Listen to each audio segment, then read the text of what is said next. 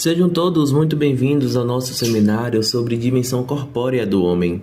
Nele, nós falaremos sobre a dimensão do corpo humano, se aprofundando nas dimensões instintivas e biológicas.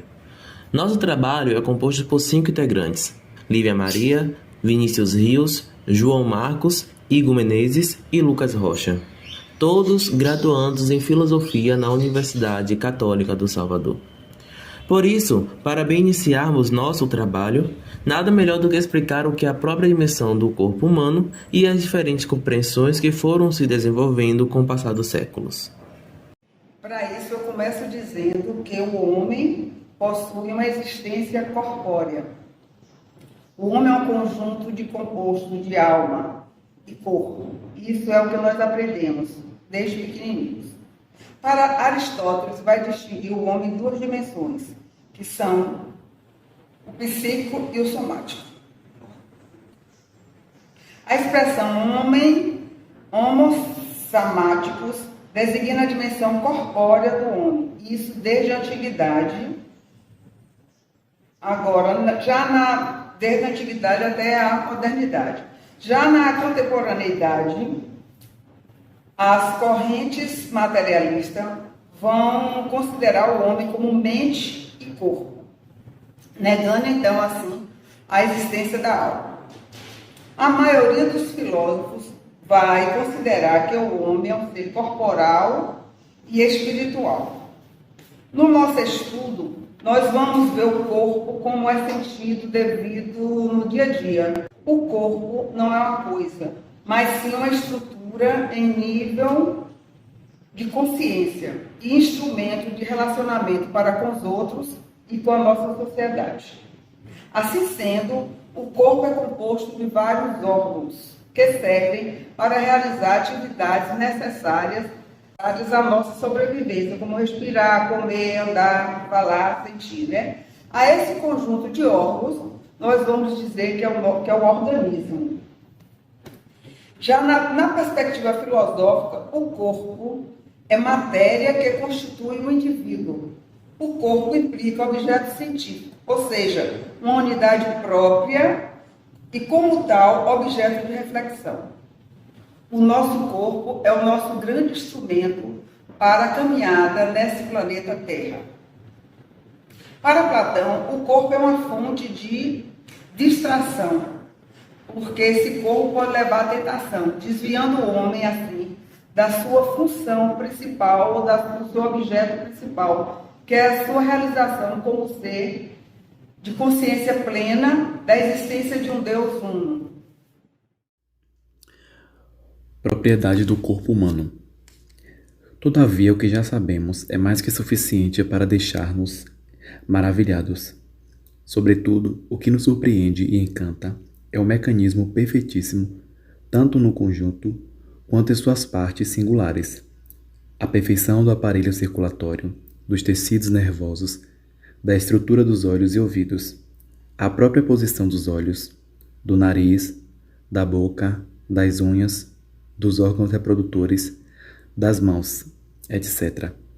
É de sabedoria extraordinária. Outro fato surpreendente diz respeito ao desenvolvimento do corpo humano. Enquanto o animal nasce, geralmente, com o corpo já perfeito, inteiramente pré-fabricado, pelo qual torna-se independente desde os primeiros dias, o homem nasce com um corpo que está ainda em fase de estruturação. É ainda um corpo extremamente frágil, privado de qualquer autonomia, de modo algum senhor de si mesmo. Segundo Portman, o homem representa um nascimento fisiologicamente precoce. Para ele, o homem vem ao mundo com 12 meses de antecipação. Só depois de um ano atinge finalmente aquele grau de formação que um mamífero de uma espécie correspondente à humana pode apresentar já no momento do seu nascimento. Mas enquanto o corpo do animal não é mais capaz de desenvolver-se ulteriormente de modo apreciável, o corpo humano é dotado de um poder de desenvolvimento maravilhoso. O homem é capaz de manejar seu corpo, adestrá-lo e torná-lo apto a realizar movimentos de uma perfeição admirável. Basta ver o que sabem fazer os instrumentistas, e os prestigiadores com as mãos, os dançarinos e as bailarinas com os pés, os artistas com os dedos. O homem não só é senhor de seu corpo, como também, graças a ele, torna-se senhor do mundo, particularmente com o instrumento que lhe é fornecido pelas mãos. O homem pode formar o mundo, mudá-lo, transformá-lo, dominá-lo. Nessa carência inicial de completamento orgânico própria do homem e no seu enorme desenvolvimento posterior, graças ao qual ele consegue superar no exercício de suas atividades qualquer outro animal, alguns estudiosos contemporâneos veem a diferença específica do homem com relação aos animais e por isso definem o homem como um ser não especializado. Enquanto o animal é sempre especialista em determinada função orgânica, o homem é, por sua vez, uniformemente dotado nesse ponto. A sua especialização regride em face à do animal. Acrescenta-se, ademais, a sua pobreza de instintos, que para uma reação imediata às situações concretas da natureza deixam o homem inteiramente carente. Pense-se, por exemplo, no pintinho, que é realmente um animal jovem que já possui, desde o nascimento, uma forma completamente madura de sua figura, o que o faz parecer uma edição rejuvenescida do animal adulto e lhe permite promover inteiramente suas necessidades. Agora pense-se na criança recém-nascida, a qual é ainda por completo impotente e sem os cuidados da mãe está condenada a morrer dentro de poucos dias. Enfim, o homem está, do ponto de vista fisiológico-psicológico, desprotegido, privado de garantias perante as situações da natureza. Ele não é posto em segurança no mundo, mas nele abandonado. Do ponto de vista do animal e da funcionalidade dominante na natureza, parece, por isso, suficientemente justificada essa caracterização do homem como ser carente, não especializado. Entretanto, o que o homem não tem no início como dádiva da natureza, pode conquistar em seguida graças ao seu engenho. O elemento fisiológico lhe permite atingir e também superar todas as várias especializações dos animais. É o cérebro, com esse órgão, que nele é superdesenvolvido em relação ao dos animais, ele compensa abundantemente a sua deficiência inicial. O cérebro aparece aqui como fator de equilíbrio biológico. A compensação da carência com a formação do cérebro aparece como hipercompensação de inferioridade biológica constitucional. Sobre esta base é exigida para o homem especialização orgânico-funcional sobre o fundamento do seu cérebro. O homem torna-se então um ser especializado no cérebro. Essas observações nos autorizam a concluir que a deficiente especialização orgânica e a fraca provisão de instintos não é de modo algum defeito do ponto de vista do homem, mas e antes a condição preliminar que lhe permite tomar iniciativas, desenvolver ações conscientes e livres, construir para si o seu mundo. Quando o homem deve conquistar e procurar de per si o que animal doméstico possui e obter imediatamente, quando deve procurar o seu alimento, confeccionar a sua vestimenta, construir sua habitação, é então que chega precisamente com isso, com essa autonomia e autoformação necessárias para ele a um ponto bem mais longe que o animal. E isso com base em nenhum outro fundamento que não este, que para ele é possível libertar-se desses liames específicos e concretos com o ambiente e de responder não só a determinadas situações, mas a todas as situações em geral. Outro aspecto que caracteriza o corpo humano e o distingue nitidamente de todos os corpos dos animais é a sua posição vertical. Essa postura do homem implica naturalmente uma correspondente formação do corpo e, portanto, mudança radical perante um animal na estrutura somática que diz respeito não só às partes do corpo, com seus correspondentes significados funcionais, mas toda a construção corpórea com todas as suas partes. A construção corpórea dá, porém, só a predisposição ao porte ereto. Ele não é um fato adquirido desde o nascimento. Com efeito, a primeira coisa que a criança deve aprender é ficar de pé e caminhar. A posição vertical e o porte ereto são, portanto, o ato livre e consciente do homem. A postura vertical vale, portanto, como característica distintiva do homem. Enquanto os animais apresentam o equilíbrio horizontal, o homem tem a postura ereta, e esta posição lhe é tão essencial que basta invertê-la por algum tempo para provocar a morte do homem. No Antigo Egito, alguns condenados à morte eram simplesmente suspensos de cabeça para baixo. Ao contrário da posição horizontal, o porte ereto é sinal de vida, de saúde, de vigília, de força. Por esse motivo, a posição vertical assumiu importantes conotações simbólicas. Há muito tempo na filosofia, o homem foi tratado numa dualidade, corpo e alma. Mas será que o ser humano é somente isso? Corpo e alma? E se a gente separar o corpo da alma? E se a gente trata só da alma ou só do corpo? Bom, muitos trataram somente da alma, muitos trataram do corpo e da alma, mas poucos trataram somente do corpo. Descartes foi um dos primeiros que tentou investigar o corpo através do método científico e chegou à conclusão de que o corpo do ser humano nada mais é do que um conjunto de leis mecânicas perfeitamente calculáveis. Bom, a gente pode ver que não é somente isso. Principalmente nos dias de hoje, a gente tem uma psicologia muito mais avançada. A gente tem um subjetivo do ser humano muito mais tocado. A gente tem poesia, arte, música. E tudo isso tem a ver também com o corpo. Mas não simplesmente no sentido físico.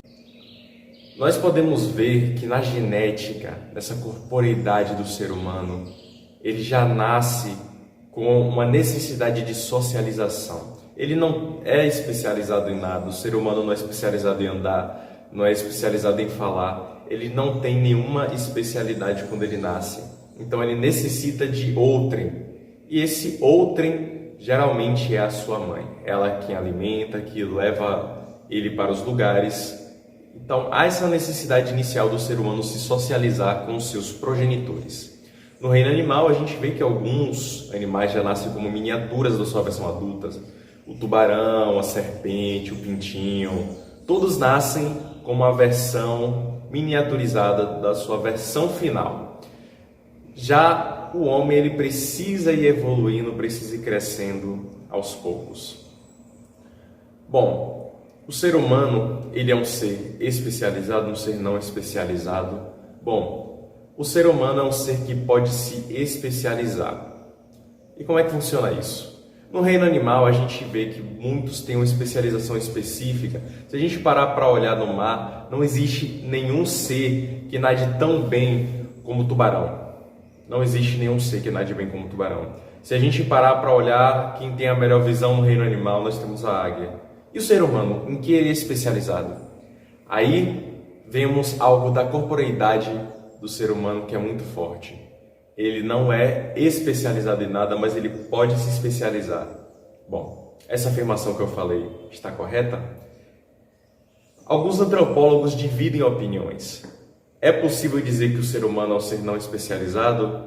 Eu acredito que não. E fico do lado que diz que o ser humano é especializado no cérebro. E por isso ele consegue aprender algo novo com muita facilidade. Por isso que ele consegue se adaptar a situações com muita facilidade. O ser humano é especializado na arte de se adaptar a algo novo. Bom, em que mais nós podemos ver a corporeidade do ser humano? Se o ser humano é aquele que pode se adaptar ao ambiente, será que ele também não pode impor o ambiente a ele? E a gente vê uma via de mão dupla. O ser humano, ele pode ir de encontro ao ambiente, se impor a ele e simplesmente se sentir parte do ambiente, do mundo em que vive, somente depois de se impor a ele. O corpo, ele tem essa função que chamamos de mundanizante, de ser no mundo. O corpo, ele coloca o ser humano como ser no mundo. Então, ele vai ao mundo e se impõe, mas o mundo também vem a ele e impõe a ele. E como é que a gente pode ver isso? A gente sabe que o camponês, ele não tem a mesma visão do mundo do que o marinheiro que anda no mar, do que um piloto de avião, ou de um alpinista que sobe uma montanha, ou mesmo não tem a mesma visão de mundo Um caipira e um metropolitano. A visão de mundo deles é totalmente diferente e o jeito que o corpo deles responde ao mundo é diferente. Bom, o nosso corpo também, ele tem essa função mudanizante no sentido de que as coisas só se tornam objetos no momento que estão presentes junto com o nosso corpo. E onde mais facilmente a gente pode ver isso? Bom, essa chave aqui, agora ela é um objeto. Ela está perto de mim. Mas se eu jogar ela aqui pela janela, joguei a chave pela janela. Agora ela é simplesmente uma lembrança, até porque ela não está mais no meu campo de visão, não consigo mais ver a chave. Para mim ela não é um objeto. Nossa, mas isso funciona para tudo? Eu vou dar um exemplo bem claro. Digamos que um avião some. Digamos que o navio naufraga. Se esgotaram todas as possibilidades de se localizar. Aquelas pessoas estão o quê? Vivas, mortas, desaparecidas? Nós tendemos sempre a acreditar que aquelas pessoas estão mortas, porque elas não fazem mais parte da nossa convivência, não estão mais no espaço. E aquele ser que não está no espaço, aquele ser que se desconecta do espaço, ele deixa de existir. A dimensão genética do homem.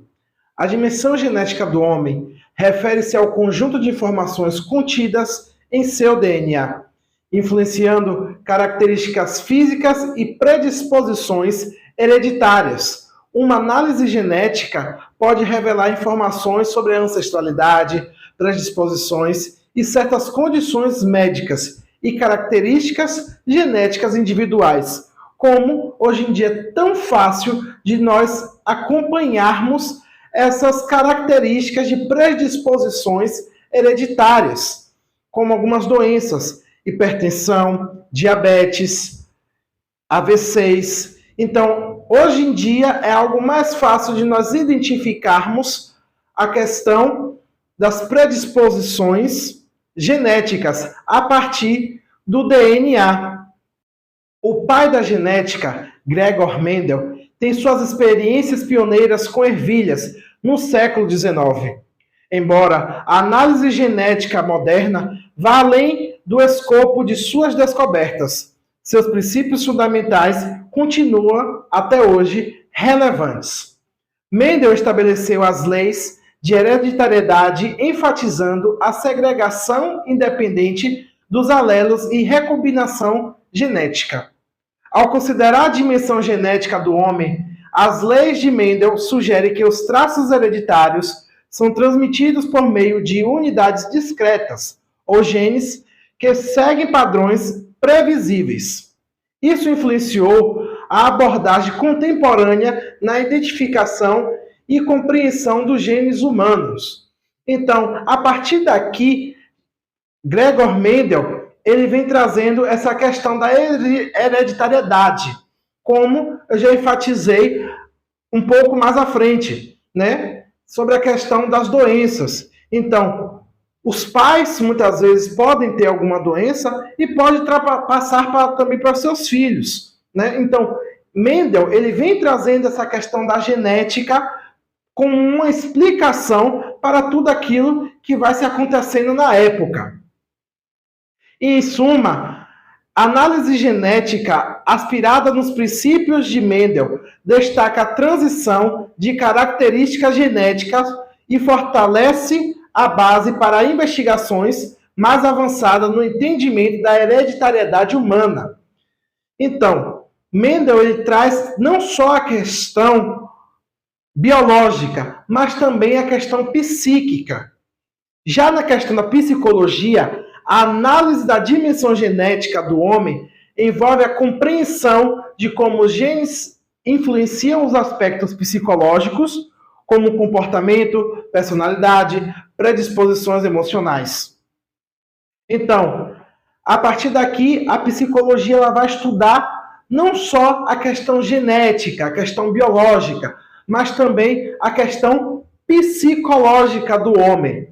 Então, a psicologia vem trazendo esses traços de que, muitas das vezes, se alguém tem uma doença psíquica, também pode ser passada de pai para filho. Então, predisposições emocionais. Então, se eu tenho algum problema emocional, algum desequilíbrio emocional, também eu posso passar para a minha prole, para o meu futuro, para os meus filhos, né? Então, Gregor Mendel ele faz esse espetacular estudo, não somente da questão genética biológica. Então, mais à frente, os psicólogos e os cientistas eles vão destrinchar mais ainda essa experiência do. Então, os estudos genéticos em psicologia buscam identificar herança genética em traços psicológicos e distúrbios mentais. Então, a partir daqui, a psicologia começa a estudar, né, a questão de traços psicológicos, de traços temperamentais no ser humano e também distúrbios mentais, que podem ser também passados de pai para filho. No entanto, é crucial considerar a interação entre fatores genéticos e ambientais para a compreensão mais completa do desenvolvimento psicológico humano. A psicologia genética explora como os genes e o ambiente interagem para moldar a mente humana. Então, não só os genes, eles vão colaborar para a psique humana, para o psicológico humano, mas também o ambiente que ele está predisposto. Então, se eu estou em um ambiente onde a pobreza é extrema, então tem de risco, isso é um exemplo, tem de risco de eu desenvolver uma depressão, então obviamente que não somente os meus filhos podem ter risco de ter, não só porque eu tive, mas também porque o ambiente pode também nos favorecer com que nós possamos ter esses distúrbios e esses traços psicológicos. Entende? Então, a partir daqui, vamos ter grandes avanços na área da psicologia e na área da biologia para os estudos do ser humano. Então, Gregor Mendel, ele que é o pai da genética, ele vem trazendo toda essa bagagem e nos ensinando. Então, obviamente, Mendel, ele só foi o pai e deixou aqui os filhos para a gente estudar e poder avançar cada vez mais nas pesquisas da genética. Abrindo agora para a dimensão etológica do ser humano, ou seja, para a dimensão instintiva do ser humano, nós percebemos que através de pesquisa foi descoberto que o quê? Existem alguns principais instintos dos seres humanos. Seja ele um instinto de sobrevivência que pode se subdividir pelo instinto sexual, de luta e fuga, que equivale justamente a esta sobrevivência. O sexual, a sobrevivência da espécie, o de luta e fuga, a sobrevivência do próprio ser. Com o avanço da neurociência, sabe-se hoje que um dos maiores instintos uma das maiores inclinações ou tendências, se assim eu posso dizer, que o ser humano, que o cérebro humano tem, é justamente de se autoproteger, chegando a muitos neurocientistas a dizer a seguinte frase: o cérebro só quer duas coisas: comer e sobreviver. Comer e sobreviver. Por isso que normalmente muitas pessoas têm medo de algo. Algumas pessoas têm medo do escuro, por quê? Porque não sabe o que há no escuro. Não sabe se algo naquele escuro, algo possa estar ali, possa me fazer mal. Não se sabe. Muitas pessoas têm medo de altura, por mais que ela não esteja com medo, com risco de cair daquela altura toda, elas ficam com medo, as pernas ficam frias, dá frio na barriga, tremem as pernas. Por quê? Porque o cérebro começa a projetar a sua queda sobre aquela altura e projetando consequentemente a sua morte. E como o cérebro humano quer justamente se guardar, quer justamente se proteger, ele vai justamente o quê? Se precaver dessas situações de risco. Dentre outros instintos, também há o instinto do prazer, no qual o objetivo é alcançar o maior grau de bem-estar. Como eu disse, com a neurociência hoje sabe-se que o cérebro humano só quer duas coisas: sobreviver e descansar, sobreviver e descansar, sobreviver e descansar. Ou poderíamos dizer também sobreviver e comer. Por quê? Porque dá prazer, dá energia. O cérebro, ele guarda sempre energia, e isso eu falo com base na neurociência. Ele guarda sempre energia para quando precisar. Por isso que nós, enquanto seres humanos, temos gorduras. Se nós fôssemos olhar na perspectiva mais, entre aspas, segundo o nosso querer, nosso gosto, nós poderíamos falar para o nosso cérebro: cérebro, consuma as energias, as calorias, as glicoses que estão acumuladas na nossa camada de gordura. Consuma ela. Mas não. Nós não podemos fazer isso. Nosso cérebro, se você falar isso agora, seu cérebro não vai te obedecer.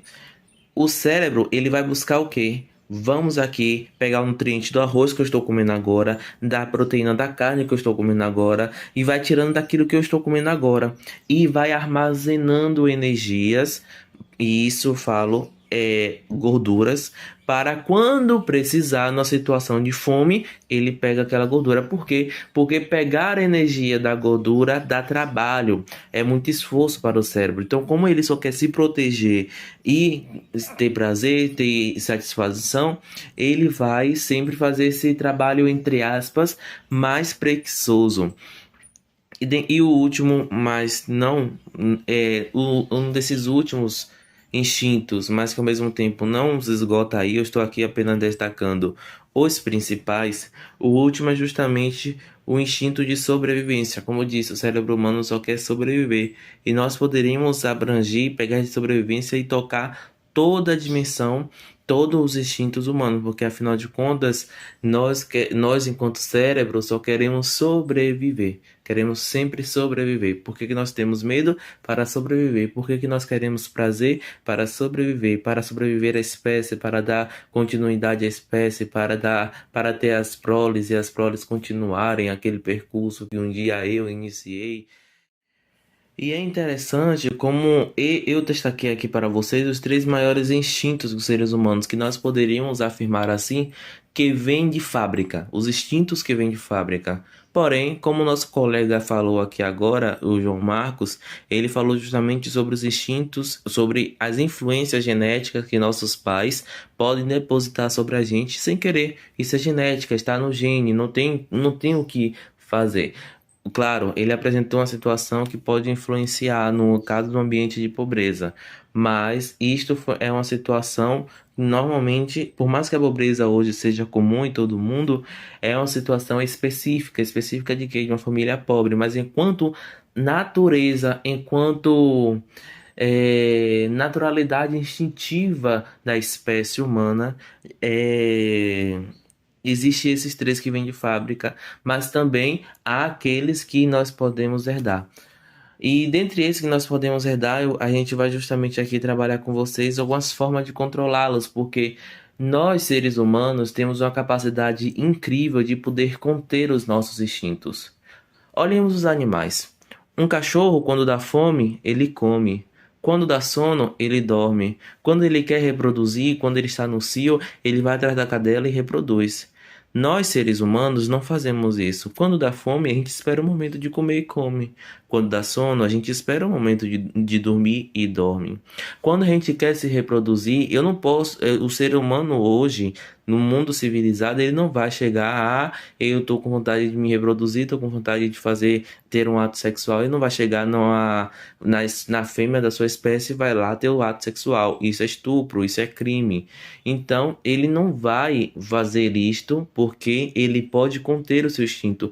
Por mais que ele tenha vontade natural, e isto é natural do ser humano, ter a inclinação pelo sexo oposto, gostar do sexo oposto, achar o sexo oposto atraente aos seus olhos, isto é natural do ser humano. Então, quando se dá aquela vontade de possuir a pessoa que detém o sexo oposto, tê-la com você, o ser humano se contém em não ir, porque afinal de contas é uma pessoa, afinal de contas é outro ser que merece respeito e dignidade. Então, nossos valores eles não só eles não só sobressaem, mas devem sempre sobressair sobre nossos instintos. E está aí a coisa linda do ser humano, porque ele pode conter. Nós não somos como os animais comuns que dá vontade de fazer sexo, vai lá, pega a fêmea e faz sexo. Não, nós podemos conter a fome, nós podemos conter os instintos sexuais, nós podemos conter todos os instintos que nos tocam. E aí eu falo também os instintos principais, o instinto do medo, o instinto de sobrevivência. Uma pessoa que dá vida pela outra, ela foi contra o seu instinto. E nós sabemos que há inúmeras pessoas ao longo da história que deram sua vida pela outra. E aqui nós vamos justamente apresentá-las para que apresentar não as pessoas, mas as formas de como conter seu instinto para que assim você consiga adquirir, não só adquirir, mas desenvolver e aprofundar naquilo que nós temos de mais belo e de diferente dos animais, que é justamente a capacidade de poder conter os seus instintos. Partindo para a explicação de como podemos conter os nossos instintos sexuais, eu gostaria aqui de iniciar pelo sexual, mas não vou conter somente nele, é justamente sair do ambiente de onde você está. Como o João Marcos falou agora há pouco, o ambiente pode influenciar o nosso comportamento. Inclusive, existe um ditado na região onde a gente mora que diz o seguinte: você é o resumo das 5 pessoas que você anda. O que é que isso quer dizer? Quer dizer que nós somos influenciados pelo aquele círculo de convivência que nós temos. Então, se o círculo de convivência que nós temos é um círculo de convivência que fala muito, toca muito em questões sexuais, mas não no sentido de conhecimento e de crescimento enquanto pessoa, mas no sentido de satisfazer o seu libido, e uma das saídas de poder deixar essa situação de lado e vir a ter um libido controlado, um instinto sexual controlado, é justamente o sair do local. Mas ainda dentro desse contexto, há outra situação que se pode evitar para controlar o instinto humano, o instinto sexual humano, que é justamente evitar situações que despertem um desejo. Voltemos ao exemplo dos animais. Um animal, tendo situações que instiguem ele a ter a prática sexual ou não, quando ele der vontade, ele vai lá e faz. Nós, evitando ter contato com situações que nos instiguem a ter esses comportamentos, nos dar a capacidade maior de controlar aquele instinto. Isto não vai anular o nosso instinto de sentir atração pelo sexo oposto, mas pelo contrário, vai fazer com que nós tenhamos a capacidade de controlá-lo e dizer: não, agora eu estou aqui com minha parceira sexual, nós estamos no nosso momento de intimidade, no nosso quarto reservado e tal, aqui eu posso te deixar, aqui eu posso usar você, aqui beleza, e ali você vai lá e utiliza, e você utiliza do seu libido, você utiliza do seu lado sexual, do lado de dar continuidade à prole. Mas você está no trabalho, você vê uma mulher muito atraente, você não vai utilizar aquilo ali porque não convém, porque os seus valores devem falar muito mais alto do que a sua vontade no momento. E caso você tenha esse libido gritando muito forte na sua mente, no seu íntimo, você pode justamente fazer o quê? Você pode buscar ajuda médica. Porque, como o João Marcos falou, o ambiente influencia no nosso comportamento. Porém, eu gostaria de acrescentar aqui que também os nossos erros dos passados influenciam no nosso comportamento do futuro. Se você for um jovem que teve muito contato com pornografia, você provavelmente vai ter influências do que você viu há 5, 6, 7 anos atrás na sua vida adulta, porque aquilo por muito tempo ficou ativo no seu cérebro. E seu corpo quer ter prazer, então se aquilo te dá prazer, ele vai guardar. E aí quando ele estiver na situação de estresse, quando ele quiser ter um pouco de prazer, de lazer, ele vai lembrar daquilo.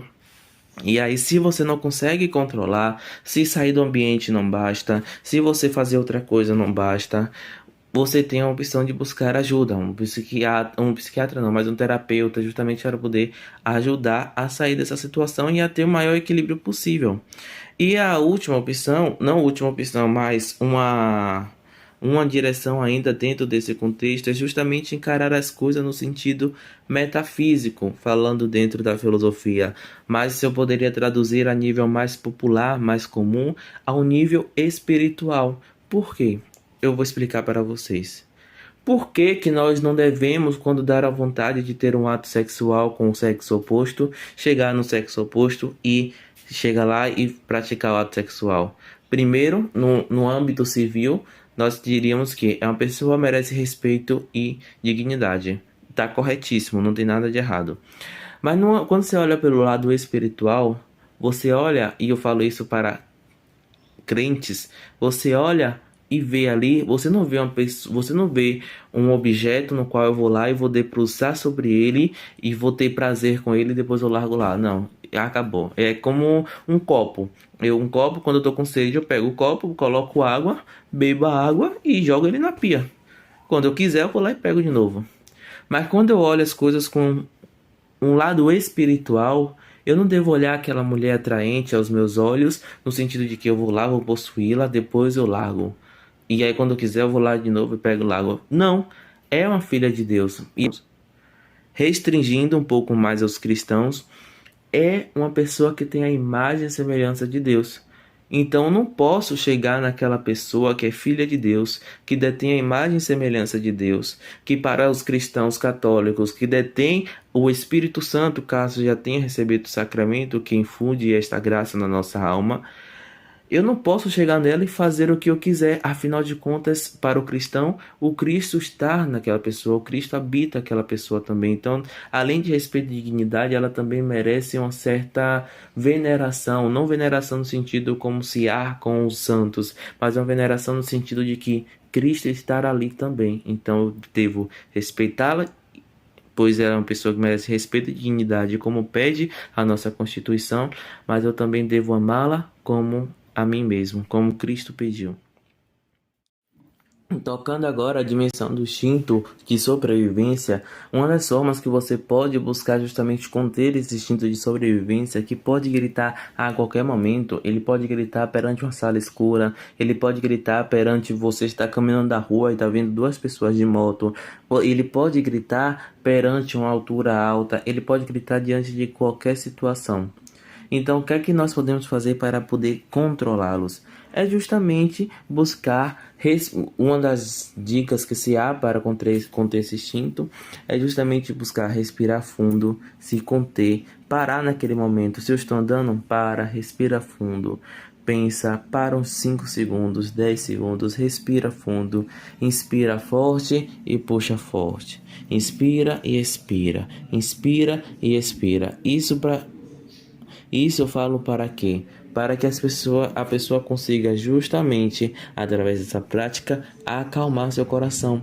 Porque quando ela faz aqui, quando ela deixa o instinto gritar, o instinto de sobrevivência gritar, ele não vai diminuir, ele só vai aumentar cada vez mais a voz, vai gritar mais alto, mais alto, mais alto, mais alto e mais alto, e não vai baixar. Se você não parar o seu corpo físico e buscar respirar fundo, você não vai conseguir acalmar essa voz que vai gritar por sobrevivência.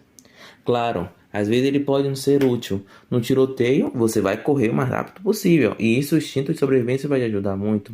Numa situação de perigo, você vai buscar a melhor situação de sair daquela situação, como por exemplo, um próprio terremoto. Você vai buscar sair daquele lugar que pode trazer um dano físico, mas ao mesmo tempo esse instinto pode te prejudicar, como num assalto planejado. Se você sair correndo, você pode levar um tiro, porque você não sabe quem está lá fora, você não sabe quantos há. Então, saber controlar esse instinto também é uma forma de sobreviver, porque o instinto de sobrevivência ele é como uma criança mimada. Uma criança mimada, quando ela está com fome, ela chora. Mas quando ela quer brincar também, ela chora. Fome é algo válido. Fome é algo normal.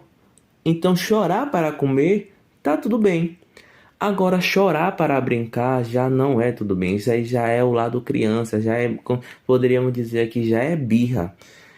Então, o instinto de sobrevivência é um pouco parecido com esse lado da criança. Ele grita e pode nos salvar em momentos muito específicos, mas ele também pode nos prejudicar, como eu dei o exemplo no caso de um assalto com um grupo organizado. E como nunca nós conseguimos saber a situação, se é um grupo organizado, quem está lá fora, quem está de longe, quem está olhando, quem está olhando, quem está participando, quem não está participando, a melhor das situações é justamente poder controlar o seu instinto, é poder justamente controlar aquela voz e assim poder partir para buscar a melhor situação de sair daquele local, daquela circunstância e vir a fazer, a estar bem, a estar seguro. E assim, nós finalizamos nosso seminário sobre a dimensão corpórea do ser humano. Nós tivemos como objetivo contextualizar e apresentar para vocês o que é a dimensão corpórea do ser humano. Nós também queríamos trazer juntos desse seminário a vocês a proposta enquanto constituição física do ser humano, nos adentrando no pedido biológico que nos foi apresentado através deste tema, que é dimensão corpórea do ser humano, etológica e biológica. Mas nós também foi da nossa vontade apresentar a vocês o que nós recebemos de herança dos nossos pais, pois é algo que não é muito sabido, não é algo conhecido em grande parte pela população brasileira. E nós também queríamos trazer a vocês, explicar a vocês como que nossos instintos agem e acalmar vocês também por meio deste seminário, dizendo a seguinte coisa, dizendo que se você tem determinado medo, determinado instinto, não é culpa sua e você pode consertar, mas você pode controlá-lo. Então, nosso objetivo com este seminário não é só apresentar o trabalho e está tudo certo. Não, nosso objetivo neste seminário é também colaborar de alguma forma para suas vidas. Afinal de contas, como os bons filósofos, se nós não fizéssemos nossas pesquisas, se nós não estudamos para melhorar a nossa vida e a vida daqueles que estão em nossa volta, de nada adiantou nosso estudo. Este foi o nosso seminário, espero que tenham gostado. As fontes bibliográficas estarão na descrição do vídeo. Lá vocês vão poder conferir as nossas fontes por onde nós estudamos para fazer este seminário. E os comentários estão abertos para vocês comentarem e dizer o que achou do nosso seminário. Espero que tenham gostado. Tenham todos um ótimo dia.